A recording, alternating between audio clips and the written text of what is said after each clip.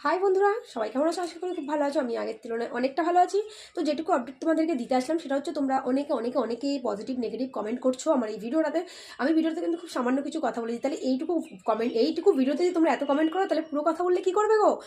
সবুর ধরো, সহ্য করো। আমি আবারও বলেছি, আমি বাবলি ম্যাডামকে অবশ্যই সম্মান করি, কিন্তু অবশ্যই তার ভরসা করছি তার উপরে যে সে ঠিকঠাক ডিসিশন আনবে।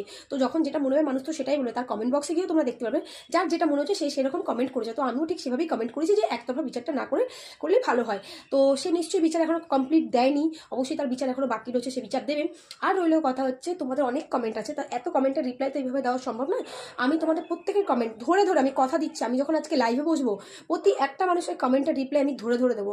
তো তোমরা যারা যারা ভিডিও দেখছো, যারা যারা কমেন্ট করছো, আমি রিকোয়েস্ট করবো তোমরা এসো। কারণ আর ভিউর কথা বলে, ভিউ তো কেউ কামাতে ছাড়ছে না। কেউ কি ছেড়েছে? আজ 3-4 দিন আমি কোনো কিছু বলেছি? বলিনি। তো ভিউ সবাই কামাচ্ছে, কে কামাচ্ছে না?